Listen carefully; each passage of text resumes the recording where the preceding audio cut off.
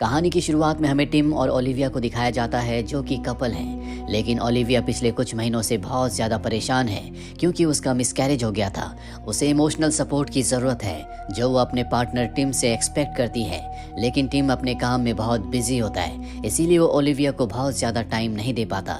दरअसल वो एक गेम डेवलपर है और जल्दी उसे अपनी गेम का काम खत्म करना है। साथ ही जिस बिल्डिंग में इनका फ्लैट होता है वहाँ पर रेनोवेशन का काम चल रहा है, पर आज जब इन्हें कॉन्ट्रैक्टर मिलता है तो बताता है कि आज मैं इस पूरी बिल्डिंग के काम को खत्म कर दूंगा। वहीं शहर में एक बिल्डिंग में आग लग गई होती है। दूसरी तरफ ओलिविया अपने रिश्ते को ठीक करना चाहती है, इसीलिए वो टिम को कहती है कि मैंने अपनी जॉब छोड़ दी है, मैं चाहती हूँ कि हम दोनों पेरिस जाकर कुछ वक्त बिताएं ताकि हम दोनों की जो मेंटल हेल्थ है, हमारा जो रिश्ता है वो पहले की तरह एक बार फिर से अच्छा हो जाए। पर टिम साफ साफ मना कर देता है। वो कहता है कि मुझे अपनी गेम का काम खत्म करना है। ये सुनकर ओलिविया को बहुत दुख होता है, इसीलिए घर आने के बाद रात को वो अपना सामान पैक करके अकेली ट्रिप पर जाना चाहती है। जाने से पहले वो टिम को कहती है कि आज से हम दोनों का रिश्ता खत्म। पर जैसे ही वो दरवाज़ा खोलती है तो देखती है कि सामने एक ब्रिक की वॉल है। ओलिविया और टिम को समझ नहीं आता कि उनके दरवाजे के बाहर ये वॉल किसने खड़ी कर दी। इसके बाद वो विंडोज़ और दूसरे दरवाज़ों को भी खोलते हैं। हर जगह उसी तरह की ब्रिक की वॉल होती है। इन दोनों को कुछ समझ नहीं आता क्योंकि ये बाहर नहीं देख सकते। इसके बाद टिम ड्रिल मशीन से दरवाजे के बाहर जो ब्रिक की वॉल है उस पर होल करने की कोशिश करता है, पर ये दीवार, ये वॉल इतनी मजबूत होती है कि उस पर ड्रिल मशीन का कोई असर नहीं होता। ओलिविया अपने घर की नॉर्मल वॉल्स पर ड्रिल मशीन से होल करती है, लेकिन एक पॉइंट के बाद ड्रिल मशीन आगे नहीं बढ़ती, जिसका मतलब ये है कि वॉल्स के बाहर भी उसी तरह की ब्रिक की वॉल है जिसमें किसी तरह का होल नहीं किया जा सकता। साथ ही इनके घर में ना इंटरनेट होता है, ना ही इनके फोन्स पर कोई कवरेज है। साथ ही जब ये अपने फ़ोन को ब्रिक के पास ले जाते हैं तो इनके फ़ोन में ग्लिच आना शुरू हो जाता है, जिसका मतलब ये है कि जो बाहर वॉल है उसमें इलेक्ट्रोमैग्नेटिक वेव्स हैं। इन दोनों को कुछ समझ नहीं आता कि ये सब किसने किया। तभी इनके साइड में जो दूसरा फ्लैट होता है वहाँ से इन्हें आवाज़ आती है, जिसके बाद ये अपने फ्लैट और दूसरे फ्लैट के बीच में जो वॉल यानी कि पार्टीशन होता है उस वॉल पर ड्रिल करते हैं और लकीली इस वॉल पर ड्रिल हो जाता है। ये देखते हैं कि वहाँ पर एक कपल फंसा हुआ है। दरअसल ये दोनों के दोनों बार्सिलोना से यहाँ पर घूमने के लिए आए थे, इसीलिए इन दोनों ने इस फ्लैट को एयरबीएनबी पर लिया था। इसमें जो लड़का होता है उसका नाम मार्विन होता है और उसकी गर्लफ्रेंड का नाम एना। ये टिम को बताते हैं कि हमारे डोर और विंडोज़ के बाहर भी उसी तरह की ब्रिक की वॉल है जिसे खोलने का हमें कोई तरीका नहीं पता।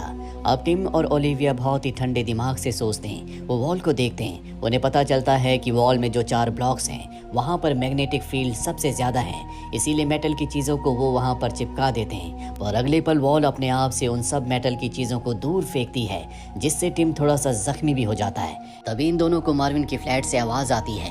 टिम देखता है कि उसने बहुत ज़्यादा नशा कर लिया है, इसीलिए वो उस होल को बहुत बड़ा करके अंदर जाता है और मार्विन को बांध देता है। दरअसल मार्विन को नशा करने की आदत होती है, जिस वजह से वो अक्सर हाई रहता है। टिम को यहाँ पर एक हैमर मिलता है जिससे वो ब्रिक वॉल को तोड़ने की कोशिश करता है, पर इसका कोई फायदा नहीं होता। उस वॉल को किसी भी तरह से तोड़ा नहीं जा सकता।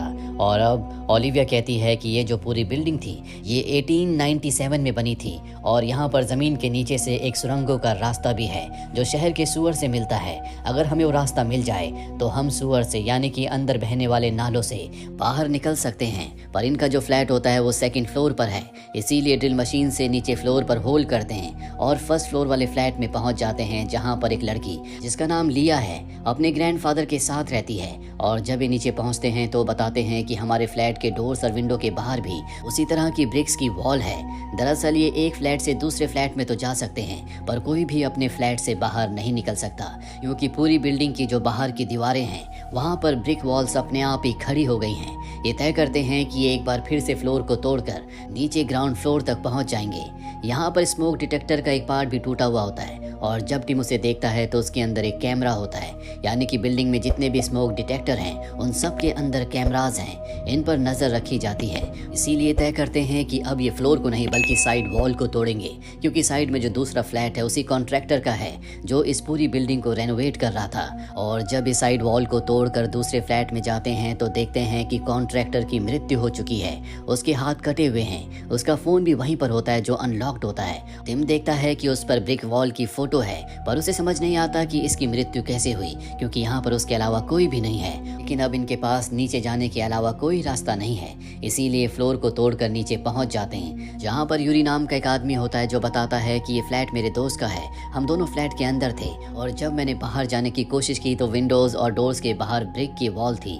मेरा फ्रेंड जब उसके पास गया तो उसे हार्ट अटैक आ गया, इससे उसकी मृत्यु हो गई। वो पहले से हार्ट का पेशेंट था। उसके हार्ट पर पेस मेकर लगा था जो कि हार्ट बीट को कंट्रोल करता है। दरअसल उसका दोस्त जब ब्रिक वॉल के पास गया तो इलेक्ट्रॉनिक मैग्नेटिक फील्ड की वजह से उसका जो पेस मेकर जो कि मेटल का था उसके शरीर से अंदर ही अलग हो गया होगा, जिस वजह से उसे हार्ट अटैक आया और उसकी मृत्यु हो गई। अब सब जल्द से जल्द यहाँ से बाहर निकलना चाहते हैं, पर यूरी कहता है कि हमें बाहर जाने की कोशिश नहीं करनी चाहिए। मुझे लगता है कि ये गवर्नमेंट ने जानबूझकर किया है, या तो बाहर एलियंस का हमला हुआ है या तो फिर परमाणु विस्फोट हुआ है, जिस वजह से हमें इन वॉल्स के अंदर बंद कर दिया गया ताकि इंसानों को बचाया जा सके। पर उसकी बात पर कोई विश्वास नहीं करता और अब एक बार फिर से फ्लोर को तोड़कर नीचे बेसमेंट में पहुंच जाते हैं। पर जहां से इन्हें बाहर निकलना था, यानी कि वो टनल्स जिनसे ये सुअर तक पहुंच सकते हैं, वहां पर भी ब्रेक की वॉल होती है, जिससे मैरविन अपना कंट्रोल खो देता है और जोर जोर से चिल्लाने लगता है। लिया के ग्रैंडफादर के पास गन होती है, वो अपनी गन दिखाकर उसे चुप रहने के लिए कहते हैं, पर मैरविन उनकी गन छीनकर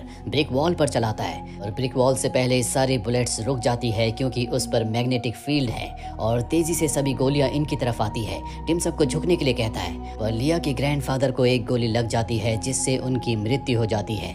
इससे सब के सब परेशान होते हैं और यूरी को कोई फर्क नहीं पड़ता। वो अब भी सबको यही कह रहा होता है कि ये जो ब्रिक वॉल्स हैं हमें प्रोटेक्ट कर रही हैं, हमें बाहर जाने की कोशिश नहीं करनी चाहिए।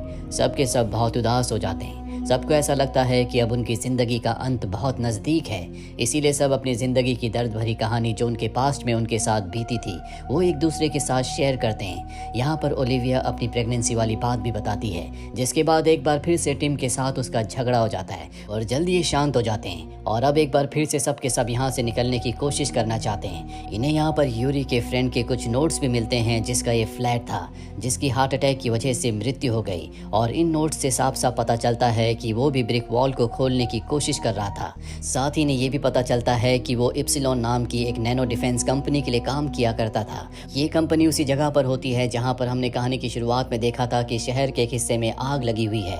इन सबको लगता है कि उस कंपनी में आग बहुत ज्यादा बढ़ गई, जिसके बाद अपने आप ही सेफ्टी के लिए हर एक डोर और विंडो के सामने इस तरह की ब्रिक वॉल्स आ गई। हो सकता है कि वहाँ पर कुछ बहुत बड़ा हादसा हुआ हो या कोई ऐसा केमिकल रिलीज हुआ हो जिससे हर एक इंसान की जान को खतरा है, और क्योंकि वो उसी कंपनी में काम किया करता था तो हो ना हो उसे इन ब्रिक वॉल्स को खोलने का तरीका पता था, इसीलिए वो ब्रिक वॉल्स को खोलने की कोशिश कर रहा था। अब टिम नोट करता है कि यहाँ पर एक कमरा छोटा है।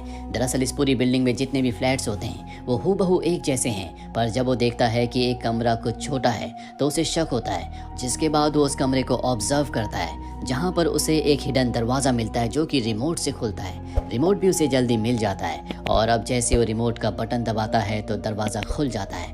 दरअसल ये एक छोटा सा हिडन रूम होता है जो कि उसने खुद बनाया था। यहाँ पर बहुत सारे कंप्यूटर्स होते हैं जिस पर सीसीटीवी कैमरे की फुटेज भी चल रही होती है और ये उन्हीं कैमरास की फुटेज है जो कि स्मोक डिटेक्टर में लगाए गए थे।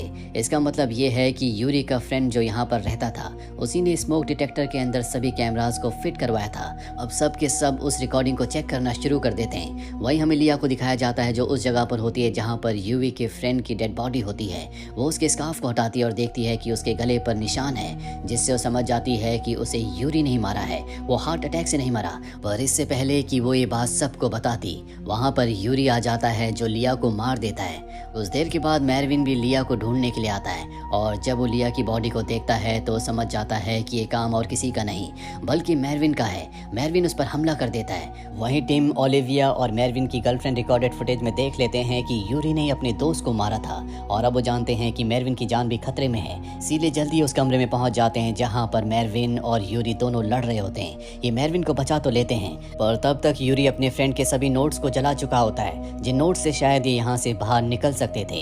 ये यूरी से पूछने की कोशिश करते हैं लेकिन यूरी कुछ नहीं बताता, जिसके बाद ये एक बार फिर से रिकॉर्डेड फुटेज को देखते हैं जिससे इन्हें पता चलता है कि यूरी का जो फ्रेंड था वो किसी तरह की कोडिंग कर रहा था जिसे उसने अपने फ़ोन में ट्रांसफ़र किया था, लेकिन यूरी उसके फ़ोन को तोड़ चुका होता है। लेकिन फिर भी टिम किसी तरह से उसके फ़ोन की सभी कोडिंग को, उस ऐप को और उस डेटा को अपने फ़ोन में ट्रांसफ़र करने में कामयाब हो जाता है। ये ऐप इप्सिलॉन कंपनी की होती है और जब वो उस ऐप से ब्रिक वॉल को स्कैन करता है तो 4 जगह हाईलाइट हो रहा होता है। ये वही 4 जगह है जहाँ पर इलेक्ट्रोमैग्नेटिक पावर सबसे ज़्यादा है और अब टिम अपने मोबाइल पर उन्हीं 4 हाईलाइटेड जगहों को बार बार क्लिक करता है और जब वो ऐसा करता है तो ब्रिक वॉल अजीब तरह से रिएक्ट करती है।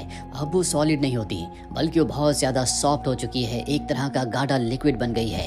मेरविन की गर्लफ्रेंड उसके अंदर अपना हाथ डालती है, पर तभी वो वॉल एक बार फिर से सॉलिड में कन्वर्ट होना शुरू हो जाती है। सब उसे निकालने की कोशिश करते हैं पर वो ऐसा नहीं कर पाते, जिस वजह से उसकी मृत्यु हो जाती है। यूरी ये देखकर जोर जोर से हंस रहा होता है, जिससे मेरविन को बहुत गुस्सा आता है। वो गन से उसे शूट करके मार देता है, जिसके बाद वो अपनी जिंदगी का भी खात्मा कर देता है। और अब यहाँ पर सिर्फ टिम और ओलिविया बचे हैं। साथ ही टिम को ये भी समझ में आ जाता है कि कॉन्ट्रैक्टर के हाथ कैसे कटे। दरअसल उसने भी वॉल के अंदर हाथ डाला होगा, जिसके बाद वो हाथ निकाल नहीं पाया, उसके हाथ कट गए और उसकी मृत्यु हो गई। ये दोनों के दोनों अब यहाँ पर फंसे हुए हैं। इनको नहीं पता कि ये दोनों यहाँ से जिंदा निकल भी पाएंगे या नहीं। टिम को एहसास होता है कि जिस तरह से भी उसने ओलिविया के साथ बिहेव किया वो गलत था। वो उससे माफी मांगता है और कहता है कि अगर हम बच गए तो हम अपने रिश्ते को एक बार फिर से अच्छे से शुरू करेंगे। इन दोनों के बीच में जो भी गिले शिकवे थे अब वो पूरी तरह से खत्म हो चुके हैं। टिम को एहसास होता है कि एप्लीकेशन में जो 4 ब्लॉक्स हैं जो हाईलाइटेड हैं उन्हें एक पर्टिकुलर ऑर्डर में प्रेस करना होगा, जो कि एक कोड की तरह है। और अगर ऐसा कर पाए तो शायद ये ब्रिक वॉल अपने आप ही खुल जाए। इसीलिए एक बार फिर से ये यूरी के फ्रेंड की रिकॉर्डेड फुटेज को देखते हैं और बहुत देर स्टडी करने के बाद इन्हें समझ में आ जाता है कि सही सीक्वेंस क्या है। ये दोनों अब ब्रिक वॉल को खोलने के लिए तैयार हैं, पर इससे पहले कि ये ऐसा कर पाते, यूरी जिसे मरा हुआ समझ रहे थे वो अब भी जिंदा होता है। गोली लगने के बाद भी वो बच गया होता है और उसने अपने आप को आज़ाद कर लिया है। वो इन दोनों को मारना चाहता है। ये अपनी जान बचाने के लिए और इस जगह से निकलने के लिए नीचे बेसमेंट में आ जाते हैं, जहाँ पर वो रास्ता वो ब्रिक की वॉल है जिसके पीछे सुअर है, जहाँ से बाहर निकल सकते हैं। और अब एक तरफ तो टिम है जो कि दरवाजे को रोक कर खड़ा है, क्योंकि अंदर आकर यूरी इन दोनों को मारना चाहता है। दूसरी तरफ ओलिविया है जिसके पास मोबाइल है और वो उस पैटर्न को उसी सीक्वेंस में क्लिक करती है, जिससे कि ब्रिक वॉल अपने आप ही खुल जाती है। पर अब यूरी भी अंदर आ जाता है, जो टिम के ऊपर हमला कर देता है। हालांकि ओलिविया के पास भागने का मौका था, पर वो ऐसा नहीं करती। वो टिम की जान बचाने के लिए यूरी के ऊपर हमला करके उसे गिरा देती है, जिसके बाद ये दोनों के दोनों ब्रिक वॉल से बाहर निकल जाते हैं और उस खुफिया रास्ते से होते हुए ये ऊपर आ जाते हैं, जहाँ पर ये देखते हैं कि शहर में जितने भी घर, जितनी भी बिल्डिंग्स थी, उन सब के बाहर उसी तरह की वॉल होती है। इन दोनों को अपनी आंखों पर विश्वास नहीं आता, ना इन्हें समझ में आता है कि शहर में क्या हुआ। ये अपनी गाड़ी में बैठकर यहाँ से निकल जाते हैं। शहर के ऊपर बहुत सारे हेलीकॉप्टर्स होते हैं, जहाँ पर रिसर्च टीम ये पता लगाने की कोशिश कर रही होती है कि शहर में क्या हुआ। पर तभी अनाउंसमेंट होती है जिसमें पता चलता है कि एप्सिलॉन कंपनी में आग लग गई थी, जिस वजह से एक माल फंक्शन हुआ और पूरे शहर में जितनी भी बिल्डिंग्स, जितने भी घर थे, वो एक अजीब तरह की वॉल से कवर हो गए ताकि इंसानों की जिंदगी को बचाया जा सके। दरअसल ये एप्सिलॉन कंपनी ने ही किया था, लेकिन इस बारे में शहर को किसी को कुछ नहीं पता। ये एक सीक्रेट मिशन था जिसके चलते एप्सिलॉन कंपनी ने पूरे शहर में इस तरह के केमिकल को डे। आपकी इस कहानी के बारे में क्या राय है, कमेंट बॉक्स में जरूर लिखें। उम्मीद करते हैं कि ये कहानी आपको पसंद आई होगी।